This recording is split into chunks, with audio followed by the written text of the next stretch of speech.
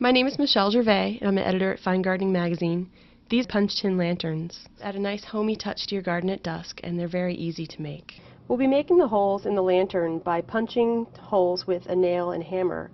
If we were to just do this with an empty can, we would dent in the can. So what we need to do is to create a solid base inside the can. We'll do that by freezing water in the can. But if we were just to use plain water in the can, the bottom would bulge. To solve that problem, we'll fill the can with sand first. Just pour the sand all the way to the top, and then fill it with water. Then we'll put the can filled with sand and water in the freezer. Our next step is to make a template for our leaf that'll go on our can. Pick a nice simple leaf with a simple shape, place it on a piece of white paper so you can see it really well, and then place a piece of parchment paper or vellum paper over the leaf.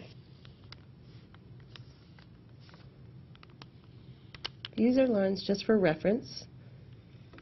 We can decide later where we want the holes on the can based on this shape. The can is frozen now, so it's ready for punching. As you'll see, it hasn't bulged out the bottom because we filled it with sand before the water. Place the can on a folded towel or cushion to soften the blows of the hammer and to keep the can from rolling around. Next step is to place our pattern on the can. Make sure it fits nicely. Wrap the paper around the can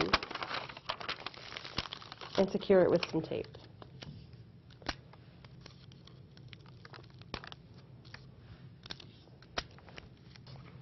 Now you're ready to punch your holes. With the sharp nail and hammer, start with the perimeter of the leaf pattern.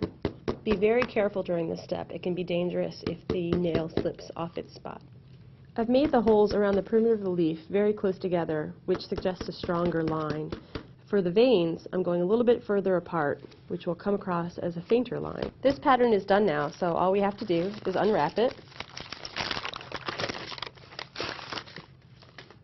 and take it to the kitchen, and we'll leave this to sit here overnight to thaw out. After the ice is thawed, remove the can, rinse it out, and let it dry completely before you paint. Now we're going to spray paint our lantern. This will put a protective finish on the lantern, so it'll take a little bit longer before it starts to rust, but it's also going to dress it up just a little bit. Spray the inside to give it a little bit more protection, and when it's dry, we'll spray the bottom as well.